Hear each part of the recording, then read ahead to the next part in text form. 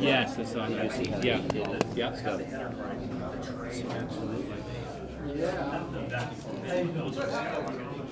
Okay. Stuart. You say that. I'll come down to you on one knee. There's a chair right there, Jesse. I'm okay. We're back with you on the Jesse T Show. Good to have you with me at the Hollywood Museum, and we are live right now. And can you believe it? What a great day it's been here in Hollywood on the Hollywood Walk of Fame. And talk about a famous guy that we just did a terrific symposium with, talking all about Batman, and it's Burt Ward and Robin. Hello, citizen. I just love it when you do that.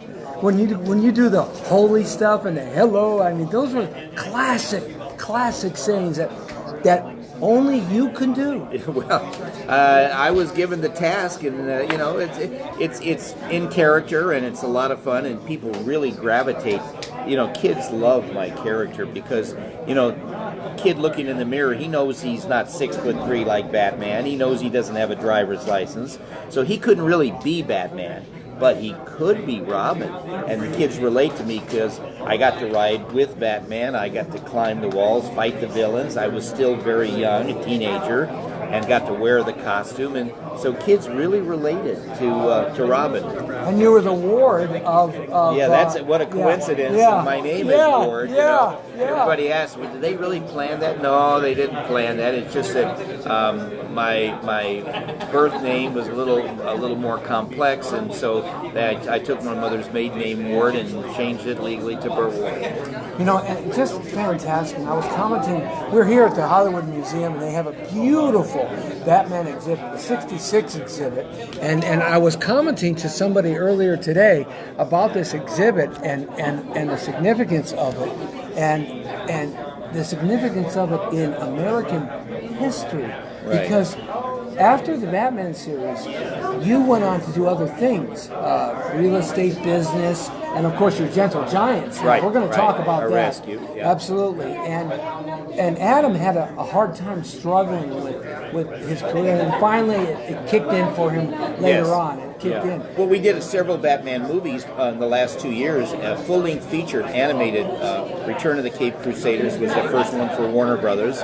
Second one was Batman versus Two-Face, in which Adam did the voice of Batman, I did the voice of Robin, and William Shatner did the voice of Two-Face. So here you have the two most iconic TV shows in history, Batman and Star Trek, with the actors working together. I bet when you go to the conventions and the autograph signing things and the things like that, it's a madhouse. It's gotta be just a madhouse. Yeah, it is. And it's funny. I think the parents of today's kids are even more excited than their kids. It's something that the kids can watch today. Right, even but today. they grew up watching it. In other words, what's really interesting is that, when people come up, because they say, well, Burt, if you met so many people, doesn't it get tiring? I say, no, let me tell you why. Because when people come up and they bring their families, there is that moment when I first meet them that all of a sudden that mother and father aren't acting like a mother and father anymore. They become childlike for a very brief time. And the father might say something like, to his son, I got to play Robin and my older brother played Batman. And the mother might say something like, I was in love with Robin. And the kids are like, Mom, Dad, why are you talking like that? And then all of a sudden, after it's over, they're back to being the parent and the authority person, Well, Burt Ward, you're a handsome man. You are a handsome Robin. I tell you what, you guys, you not only acted together well, you had that, like you talked earlier today, that communication between you and Adam West. Special chemistry we had. Very special chemistry, and it came over, and I think that is the lasting value of the Batman and Robin TV series, is that chemistry. Right. It just still comes through today. Because, you can try to tell somebody, well, say this, and say that, and, it's like Dr. Frankenstein trying to create life. It's not as perfect as the real thing.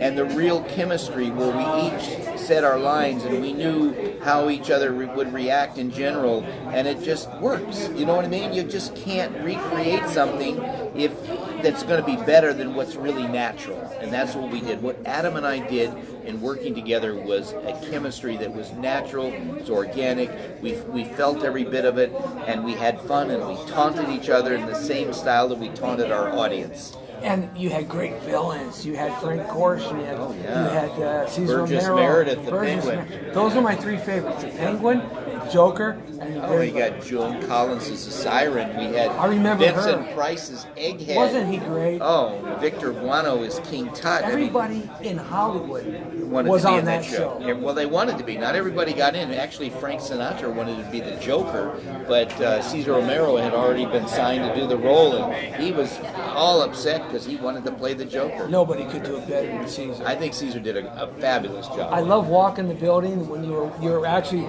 walking up, but you're flat on the ground. No, when you not flat. No. No, 45-degree 40, angle. oh, so you had the tug of the rope on. Oh yeah, and actually they used clear monofilament fish line to pull our costumes, our capes back, so that when they turned it on another 45 degrees to get it up to 90, Really? then it would appear that the capes were hanging straight down. Wow, I Yeah, didn't it know was that. very artistic the way they did it, and that's why it looks so real. One of my favorite things is who is going to pop out of a window next. Exactly. Who is it going to be this Oh, week? I mean, Sammy Davis Jr., Don Ho, Dick Clark. Honey Bubble. You know, absolutely. We had so many great people. Betty White, Colonel Klink. I mean, just so many different people that were guests that they couldn't get them all in as villains, so they created this walking up the wall where the window opens to get all these stars in. We had you on the show. We did a phone interview, and we covered a lot of this material. It was one of our most favorite and popular shows. And so I don't want to talk too much about that because I want to talk a little bit about your Gentle Giants program because that is a passion of your heart. When you think about it for a minute, you know, here we were saving people in Gotham City. Right. And our characters were very pure and antiseptic, and I sort of like kind of lived the life. I mean, they didn't ask me to portray a character. They basically, the studio said, we think that what you are would be the closest thing to a real Robin. So Burt, we don't want you to quote act. We want you to be yourself and be enthusiastic, which is what I did. So in my own life, I rescue animals kind of like I was rescuing citizens of Gotham, and in 15 years rescued, 24 years, 15,400 dogs. We created our Gentle Giants dog food, which is our charity. We take no salary from it. We have dogs living up to 27 years. That's the most amazing thing. And we partnered with Walmart. We basically went to Walmart and said, look, we'll sell you our dog food at cost. We won't take any salary or anything from it. Put it out as inexpensively. So everybody who loves their dog can have a chance for their dog to live up to 27 years like our dogs, some of our dogs. I mean, I should start eating that stuff. Maybe I'll put some years on my life. You never know. I'll tell you something.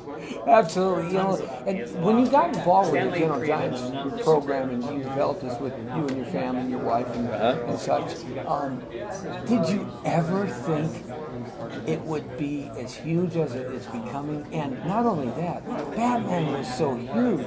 It seems like everything you touch is a Well, maybe success. I've been lucky, but let me tell you, I believe in my heart, Jesse, if you do things for the right reasons, you ultimately get the best results. When we went to make our dog food, we didn't know anything about dog food. We knew a lot about dogs, having 15,500 in your home for 24 years. Believe me, you 24/7 to have them in your house. I don't mean in a yard or a building. I mean in your living room, in your bedroom, in your bathroom.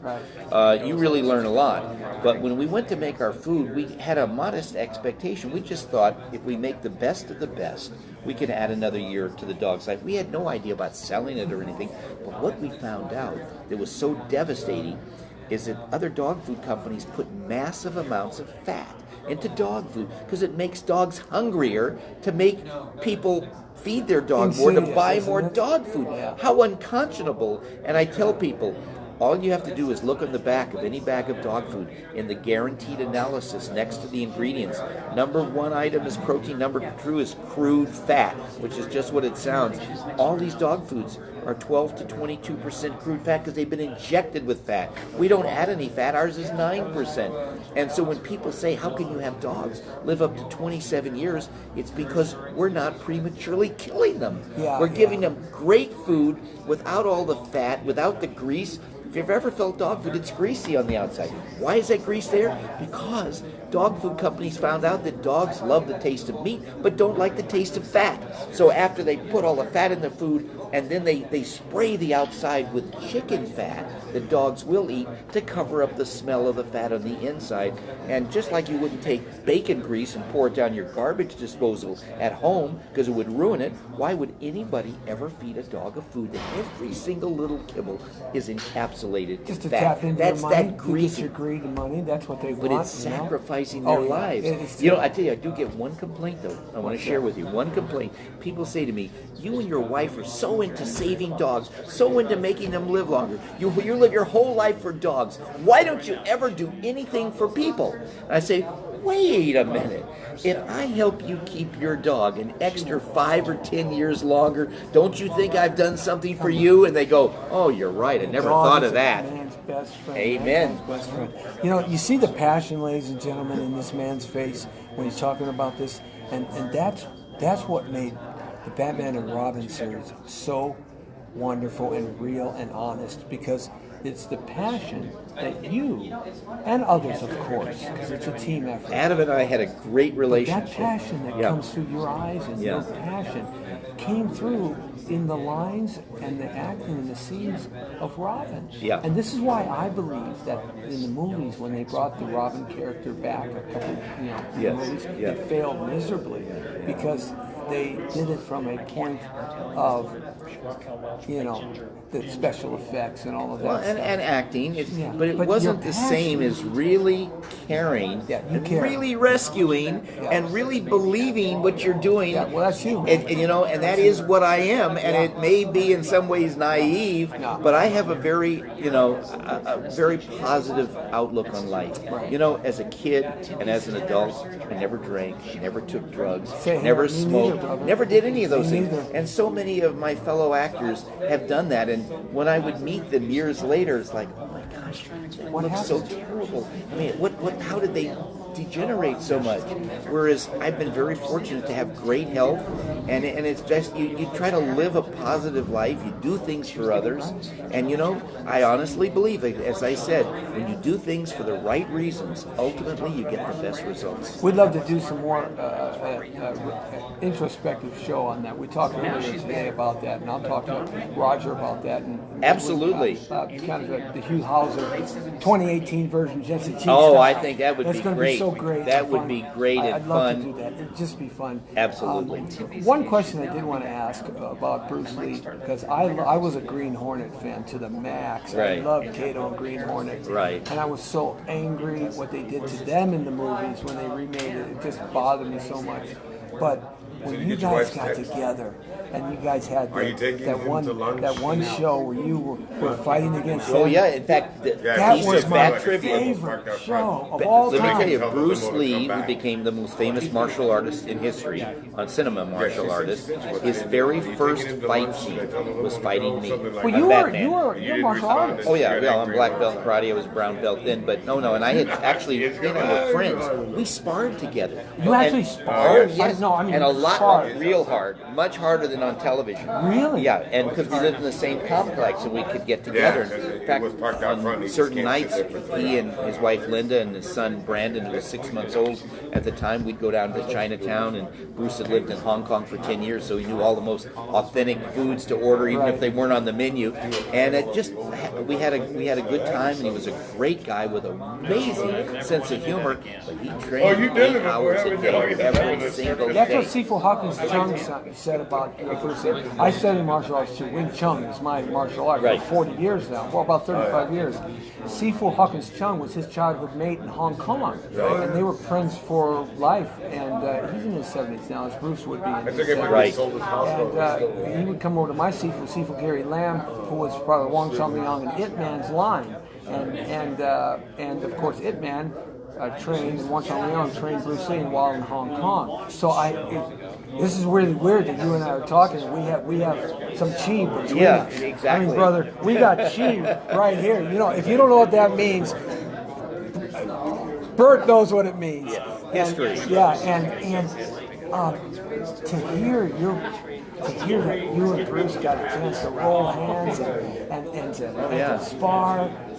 How fantastic was that? Oh, it was great. It was great. He was incredibly fast. I mean, and at the kind of speed that he moved at, you couldn't afford to make one mistake. Oh, you'd get hit. You'd get hit one mistake. Absolutely. Well, you did quite well in all your fight scenes. Yeah, well, with him, I did one thing where I jumped in the air and did a high jump kick that he wasn't ready for, and it was kind of fun. So I had great respect for him. I mean, I didn't train as long as he trained, but he was a great martial artist and very mentally razor sharp. It's not just about the fighting techniques, it's also the mind. And he'd be the first one to tell you it's the mind. Yeah, absolutely. Well, I don't want to take more of your time and wrap it up, but a couple of things reaching back now into the Batman lore. Any one episode that you really liked? I know that the question has been asked you. I enjoyed all of them, particularly the ones that I survived. The ones you survived. That was a very dangerous show to make. Yeah, I know. We Very learned some dangerous. of the stories. I'll tell you about that on Monday. Some of the stories we learned today. And you can post it up because I ran live with it. He's got some great stories earlier on today. And then one last question, which I think is great. Are you still? Have you ever thought about going back into acting and doing something? Oh, well, I have 2 movies out that are less than a year old, and I actually now have a project that I'm working on that I can't yet talk about. It would be a very, very big project. It's actually as big as anything I've ever done. I can't wait. I can't wait. BURT WARD, everybody. Robin. Yeah, man. Give me some holy something. How about to the Batmobile, citizens? All right, can't beat that, brothers and sisters. Thanks a lot, man. Thank you very much. More power to you, bro. We're going to talk some more. And the Jesse T Show live from the Hollywood Museum. Have a great one. Talk to you later. Bye-bye. See ya! There we go. All righty. There, oh, Jesse, that's great. No, that's Great interview. Great. We had a lot of fun.